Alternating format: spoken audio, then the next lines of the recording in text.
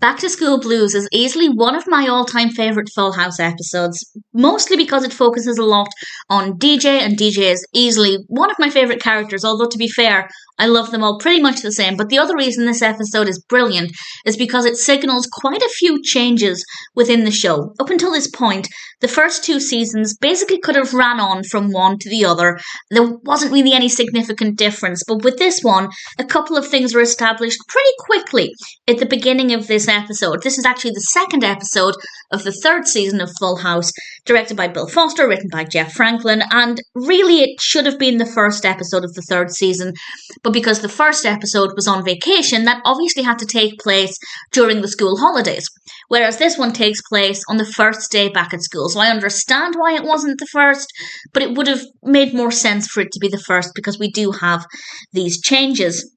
And there will be spoilers as I discuss what happens in this episode, so I'll just say spoilers from now.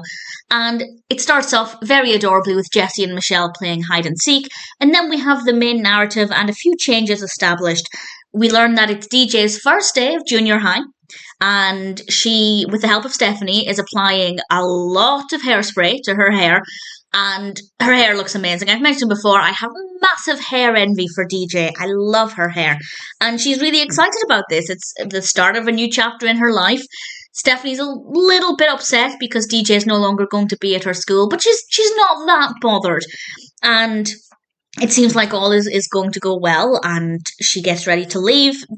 Kimmy comes over, and here we have the fact established that Andrea Barber is now going to be a regular character, and from this point on we see a lot more of Kimmy, and I think it was such a brilliant decision to make her more regular because she's just amazing. I love her. And also Becky comes over to pick up Danny to take him to work. I don't know why he's not driving himself. Maybe they're carpooling. I guess that's a good thing. And that obviously gives Becky a reason to come over to the house more. Of course, she's in a much more serious relationship with Jessie, and even though she's not living in the house, picking up Danny gives her a reason to be there quite a lot. So we definitely have established there that we have more characters brought in, and it means that we're going to have a lot of opportunities for more storylines, more involvement. There are a lot of exciting things to come, but I don't want to go into too much detail about those here.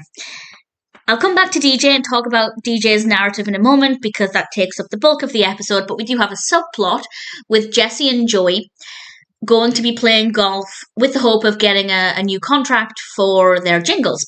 And they spend time practicing in the garden or in the yard playing golf, and Michelle's there passing commentary. She's playing golf as well with her little kiddies golf kit. Absolutely adorable. They destroyed the lawn, and well, I won't say too much more about that because, well, mostly there's not much else to it, but it was a nice little subplot, a nice way to involve the characters that are not involved in the main story. Then we get back to DJ and Kimmy, and they establish very quickly that this school is much bigger than what they're used to. They point out a kid with a mustache, and I don't remember what that felt like.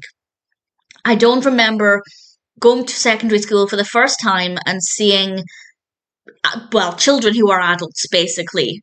But I do know that it's a scary concept. I remember being nervous. I don't remember specific thoughts, but it's something that pretty much every single person can relate to. So I think that this is a really great thing. And very quickly, DJ's enthusiasm for this next chapter in her life begins to dwindle. At lunch, she realizes she's wearing the same outfit as a teacher, and she goes to use the payphone in the school. And we assume she's going to be calling somebody, maybe calling home, but then we hear that she's actually just calling to get the time. And it's kind of heartbreaking. And we have a very strong shift in attitudes here because we have the reverse of the attitudes from the beginning, because when they get home, DJ is no longer excited. Stephanie is full of enthusiasm and energy. She's had a brilliant first day in the second grade. Stephanie is just wonderful in this. She's got so many great lines. And I will give two examples in a moment. DJ asks Danny if she can dress a little bit more junior high. Danny, not really knowing what that means, he says yes. And we have the brilliant scene the following morning where DJ and Kimmy are putting on makeup, and quite cleverly, they've hidden a bit of the reveal because they're actually wearing towels over their outfits to prevent the makeup going on their clothing. But that means that we, the viewer, can't fully see everything. But we can see they're wearing a lot of makeup. And then they reveal their clothing. and DJ is wearing a rather revealing outfit. Kimmy has padded her bra. It's fantastic. And one of my favourite Stephanie lines is when DJ asks, "How do we look?" And she replies very simply, "Cheap." Absolutely fantastic. And DJ is about to leave for school like this. Danny stops her and Stephanie says, I didn't write this quote down, but it's something to the effect of, "We're not as grown up as we think we are, though, are we?" Or something to that effect. But the delivery of the line was just so perfect, and I absolutely adored it. And then we get a beautiful scene towards the end where DJ's in her room, and this is quite important, I think, because she's hugging her pillow person.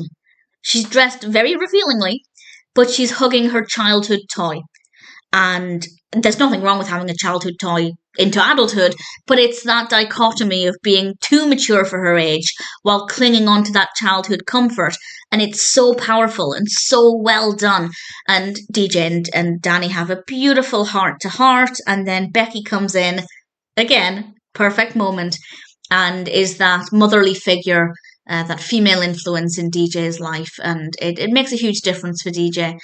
And then we get an example of how to handle this situation, because she and Kimmy make some new friends at lunch the next day, or well, later that day, and they manage to stand up for themselves when some of the bigger kids make fun of them. And it was just beautiful. And I think this is an episode everybody can relate to from one point or another in their history. And it's just fabulous. I absolutely love it. Without question, Back to School Blues is one of my all-time favourite Full House episodes. I'd go as far as saying it's pretty perfect.